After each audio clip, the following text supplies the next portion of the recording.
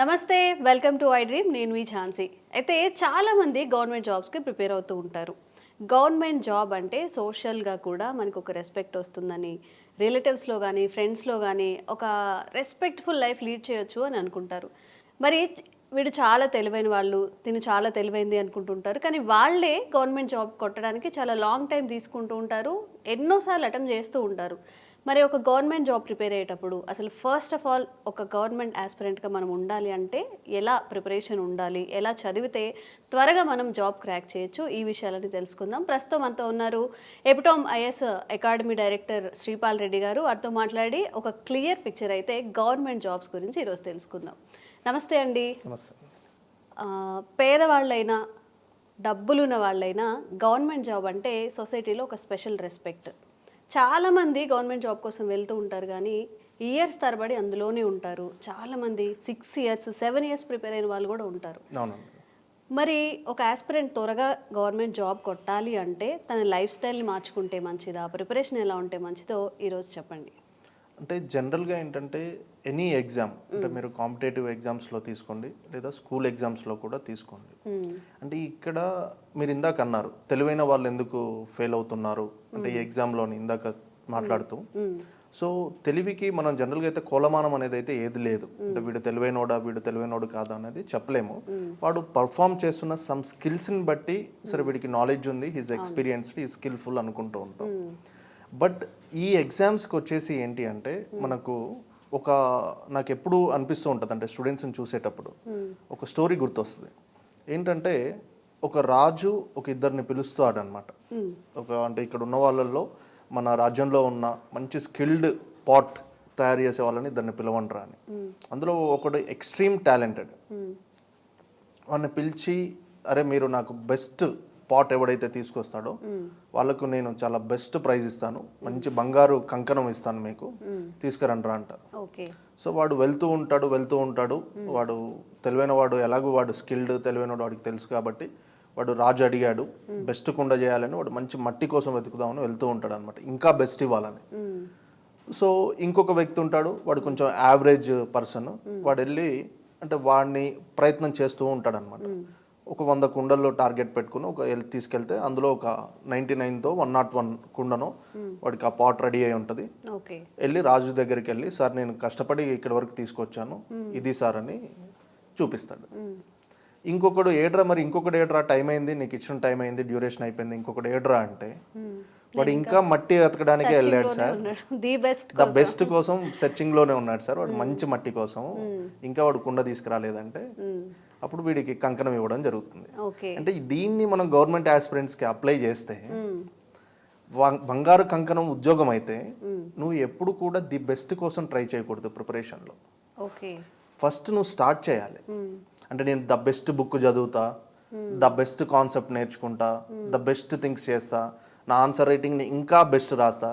First you have to start, you have to start the solving the questions. అది ఎప్పుడైతే చేస్తూ ఉంటే అంటే సాధనలో నీకు షార్ప్ అవుతూ ఉంటుంది తప్ప నువ్వు వెతుకుతుంటే ఆలోచనలో కూడా ఎప్పుడు షార్ప్ అవుతుంది. సో ఆలోచన పరంగా ఉన్న తెలివైన వాడికన్నా సో సాధన చేసే యావరేజ్ స్టూడెంట్ విన్ అవ్వడానికి ఎక్కువ ఉంటుంది ఈ ఎగ్జామ్లో.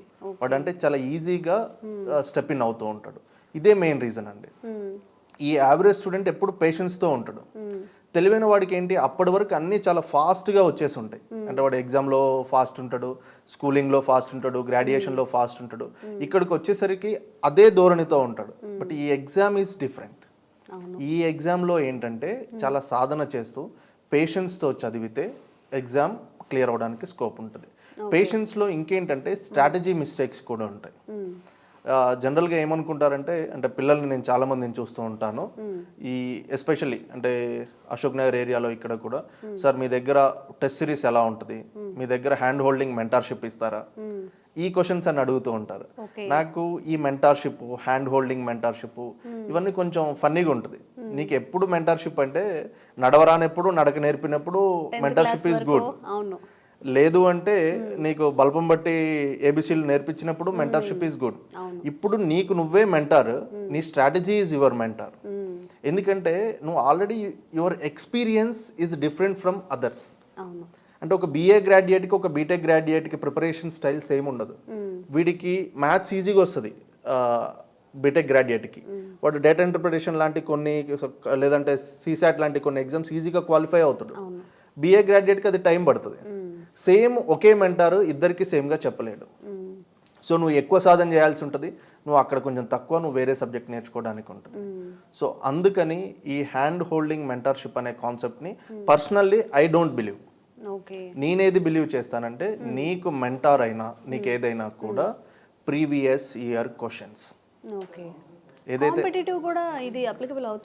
కాంపిటేటివ్ ఎగ్జామ్స్ లోనే ఎక్కువ అప్లై అవుతుంది. ఎందుకంటే నీకు ఎగ్జామినర్ ఆల్రెడీ రిక్రూట్మెంట్ ఏజెన్సీస్ ఏ ఏరియాలో వాళ్ళు ఫోకస్ చేస్తున్నారో చెప్పారు. అంటే ప్రొఫెసర్స్కి ఇంట్రెస్టెడ్ ఏరియాస్, క్వశ్చన్ పేపర్ ఎవరైతే తయారు చేస్తారో వాళ్ళు ఇంట్రెస్టెడ్ ఏరియాస్. అంటే నీ మెంటార్ చూసే దానికన్నా, అంటే నువ్వు అనుకుంటున్న సోకాల్డ్ మెంటర్స్ XYZ ఎవరైనా వాళ్ళకన్నా ప్రీవియస్ ఇయర్ క్వశ్చన్స్ నీకు చూపించే దారి, that is the best mentor. So అక్కడ నీకు థీమ్ అర్థమవుతే, అక్కడ లాజిక్ అర్థమవుతే, దెన్ నువ్వు ఈజీగా గెట్ ఆన్ అవ్వడానికి ఉంటుంది ఎగ్జామ్లో. సో అలాంటి ప్రీవియస్ ఇయర్ క్వశ్చన్స్కి సంబంధించి దాన్ని ఎలా చేయాలి, ఆల్రెడీ ఎక్స్పీరియన్స్ ఉన్న నీ సీనియర్, నీ బ్రదర్ అయినా ఉండొచ్చు, నీ ఫ్యాకల్టీ అయినా అయి ఉండొచ్చు, నీకు నువ్వే తెలుసుకుంటే నువ్వైనా ఉండొచ్చు. అప్పుడు మీరే బెస్ట్ మెంటార్. అంతేకాని నీకు చెయ్యి పట్టుకొని నేర్పించి లేదంటే అరటిపండు ఒలిచి నోట్లో పెట్టి అంత సింపుల్గా ఈ ఎగ్జామ్ అయితే ఉండదు. నీ own style of strategy is different కాబట్టి నువ్వు దాన్ని ప్రాపర్గా దాన్ని అర్థం చేసుకొని ప్రీవియస్ ఇయర్ క్వశ్చన్స్ సాల్వ్ చేసుకోగలిగితే అప్పుడు నీకు క్లియర్గా ఎగ్జామ్ ఏంటో తెలుస్తుంది. దెన్ నీ హార్డ్ వర్క్ని బట్టి, అంటే నీ సాధనని బట్టి నీకు ర్యాంక్ రావడానికి స్కోప్ ఉంటుంది. అండ్ ఇంకొక క్వశ్చన్ ఏంటంటే, జనరల్గా కాంపిటేటివ్ ఎగ్జామ్కి మనం వెళ్ళినప్పుడు కొంతమంది బ్యాంక్స్ ప్రిపేర్ అవుతుంటారు, SSC అంటారు, రైల్వే అంటారు. అంటే ఇట్లా మల్టిపుల్ థింగ్స్ ప్రిపేర్ అవ్వడం, అటెంప్ట్ చేయడం మంచిది అంటారు, లేదంటే stick on to only bank, only SSC, లేదా రైల్వే, లేదా గ్రూప్ డి, అలా పర్టికులర్ నాకు ఇదే కావాలని చెప్పి వెళ్ళడం ఏది మంచిది? రెండిట్లో ఏ పద్ధతి మంచిది? అంటే జనరల్గా సిలబస్ని బట్టి నీ ప్రిపరేషన్ ఉండాలండి. అంటే నీ గ్రూప్స్ ప్రిపేర్ అవుతూ నేను వెళ్ళి SSCGL రాస్తా అంటే కుదరదు. లేదా SSCGL ప్రిపేర్ అవుతూ నేను వెళ్ళి గ్రూప్స్ రాస్తా అంటే కుదరదు. ఎందుకంటే అక్కడ ఇచ్చే టైంని బట్టి ఉంటుంది. గ్రూప్స్లో జనరల్ స్టడీస్ ఎక్కువగా ఉంటుంది. సో ఇక్కడ జనరల్ స్టడీస్కి ఎక్కువ టైం ఇవ్వాలి. SSCGL ఇలాంటి ఎగ్జామ్స్లో యాప్టిట్యూడ్ అండ్ రీజనింగ్, అంటే మ్యాథ్ బ్యాక్గ్రౌండ్ ఉండి లేదా మ్యాథ్లో మంచి కొంచెం పట్టున్న వాళ్ళైతే ఆ ప్రాక్టీస్ ఎక్కువ చేయాలి. దానికి ఎక్కువ టైం తీసుకుంటుంది. సో నీ టైం ఇన్వెస్ట్మెంట్ ఎక్కడ పెడుతున్నావు, ఆ సిలబస్ ఏంటే దాన్ని బట్టి నువ్వు ఎగ్జామ్ ప్రిపరేషన్ చేయాలి. మీరు అన్నట్టు ఎందుకు ఇది వస్తుంది అంటే, నేను చాలా మంది స్టూడెంట్ని చూశాను. UPSC ప్రిపేర్ అవుదామని వస్తారు, దాని తర్వాత అది గ్రూప్ 1కి అవుతుంది, గ్రూప్ 1 నుంచి గ్రూప్ 2కి అవుతుంది, గ్రూప్ 2 నుంచి దెన్ ఆఫ్టర్ పోలీస్ కానిస్టేబుల్ లేదంటే ఇలాంటి ఇంకా వేరే ఎగ్జామ్స్ ఏముంటాయో ఈజీగా క్రాక్ చేయడానికి ఈజీగా ఉన్న ఎగ్జామ్స్ అటు సైడ్ వెళ్తూ ఉంటారు. ఇది రీజన్ ఎందుకు అంటే 2 థింగ్స్ ఇక్కడ మనం బాగా గుర్తుపెట్టుకోవాలి. ఫస్ట్ వన్ వచ్చేసి నీకు ఏ ఎగ్జామ్ పైన ప్యాషన్ ఉంది. సెకండ్ థింగ్ వచ్చేసి నీ financial independence. That is very most important thing. ప్రిపరేషన్కి వచ్చినప్పుడు చాలా ఫైర్ మీద ఉంటాం. మన పేరెంట్స్కి కూడా మన పైన చాలా ఇష్టం ఉంటుంది. నువ్వు ఏం కాదు ముందుకెళ్ళు, నేను పెడతా, నీకు ఎంత అంటే అంత నేను చూసుకుంటా అంటారు. ఈవెన్ బిలో మిడిల్ క్లాస్ లేదా పావర్టీ లైన్కి దగ్గర ఉన్న వాళ్ళు కూడా నువ్వేం కాదు చూసుకుంటా అంటారు. 1 year తర్వాత నీ ఇంజనీరింగ్ ఫ్రెండో నీ డిగ్రీ ఫ్రెండో ఏదో జాబ్లో ఉంటాడు.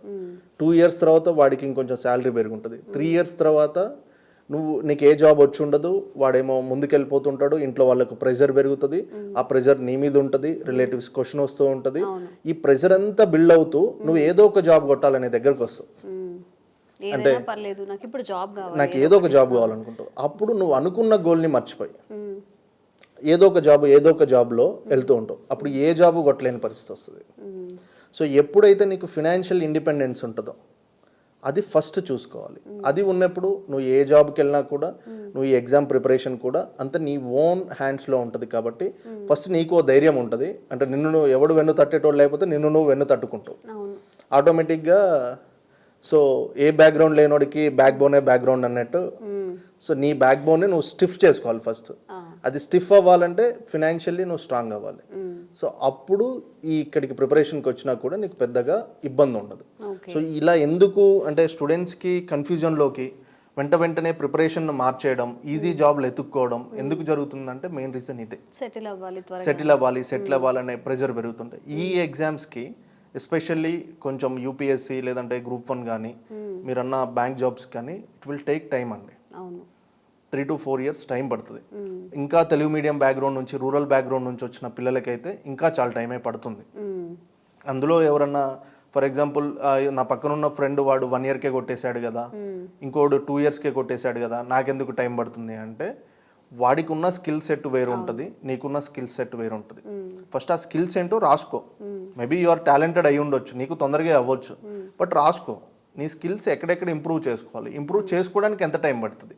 ఇంగ్లీష్ రాదు, మనకు అక్కడ వచ్చేసి రామకృష్ణ మఠ్ ఉంటుంది అశోక్ నగర్లో, అక్కడ జాయిన్ అవ్వండి, నేర్చుకోండి. బట్ అది ఆ కోర్సే నీకు 6 months పడుతుంది.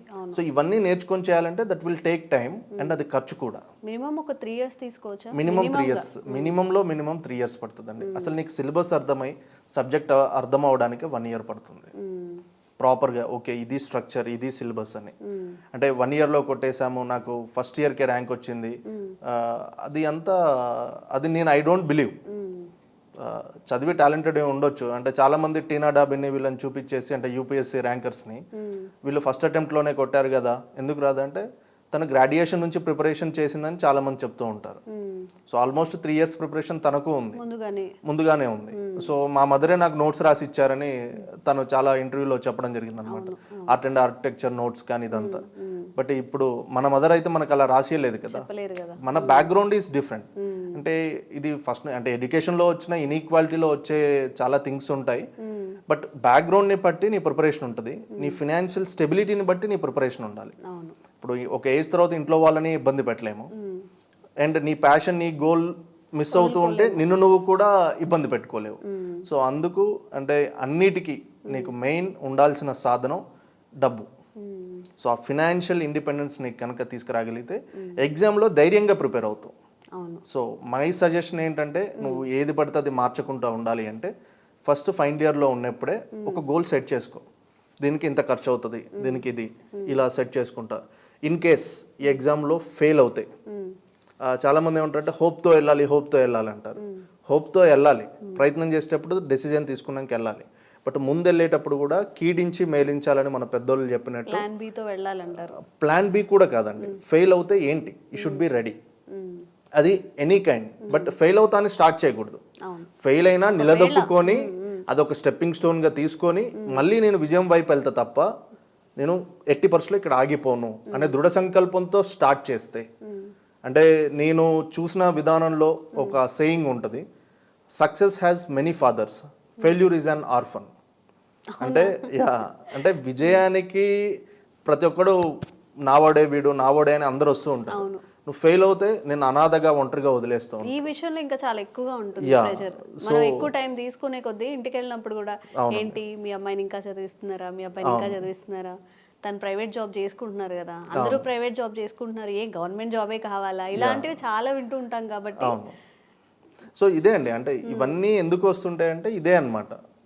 నేను ముందే చెప్పిన రాదని, వస్తేనేమో నేను ముందే చెప్పిన వీడికి వస్తుందని. సో ఇలా రకరకాలుగా ఎవరు క్రెడిట్ని ఎవరు క్లెయిమ్ చేసేది వాళ్ళు క్లెయిమ్ చేసుకుంటూ ఉంటారు. బట్ నువ్వు నీ సెల్ఫ్గా నువ్వు రెడీ ఉండాలి. నువ్వు ఏ విధంగా అయితే రెడీ అవుతావో దాన్ని బట్టి నీ రిజల్ట్ ఉంటుంది. సో మధ్యలో ఆపలేవు. నేను చెప్పాను ఆల్రెడీ, ఇది 3 to 5 years పట్టే ఎగ్జామ్. 3 to 5 yearsకి నువ్వు ఎలా రెడీ చేసుకోవాలి, 3 to 5 yearsలో నువ్వు ఫెయిల్ అవుతే నీ కెరీర్ ఎలా ఉండాలి. ఇంత చదివి కెరీర్ ఏం లేదు, ఫ్రెండ్స్ ఎక్కడో యూఎస్లోనో H1B వీసాతోనో ఇంకో ఆస్ట్రేలియాలోనో ఎక్కడో ఉండి బాగా సెటిల్ అయినప్పుడు వాడికి నువ్వే చెప్పుంటావు ఇంజనీరింగ్లోనో డిగ్రీలోనో ఎక్కడో. సో కంపిటీషన్ వస్తూ ఉంటుంది తెలియకుండా, అరే నేను తప్పు చేశాను ఈ ప్రిపరేషన్లోకి వచ్చే ఫీలింగ్స్ వస్తూ ఉంటాయి. వీటన్నిటిని అధిగమించాలంటే ఫస్ట్ నువ్వు రెడీ ఉండాలి. సో ఇది నేను 1 year ప్రిపేర్ అవుతాను, నేను 80% ర్యాంక్ కొడతాను. ఇఫ్ నాట్ ఐఎమ్ రెడీ, అది తీసుకోవడానికి రెడీ ఉన్నాను, ఇది చేస్తాను. ఇలా నువ్వు స్ట్రాటజిక్గా నీ 5 yearsని ఇండియన్ గవర్నమెంట్ ఎట్లయితే 5 years ప్లాన్ చేసిందో, ఈ సంవత్సరం ఇది ఇస్తాం, ఇది ఈ సంవత్సరం ఇస్తామని, నువ్వు ఎలాగో చదువుతావు అదంతా, నువ్వు కూడా నిన్ను ప్లాన్ చేసుకో. డెఫినెట్గా నీ కెరీర్ సూపర్ ఉంటుంది, అంతకన్నా ముందే నీకు ర్యాంక్ వస్తుంది. నిజంగా గవర్నమెంట్ జాబ్ కోసం ప్రిపేర్ అయ్యే వాళ్ళ కష్టాలు చాలా చక్కగా చెప్పారండి, ఒక ధైర్యం కూడా ఇచ్చారు. Thank you so much.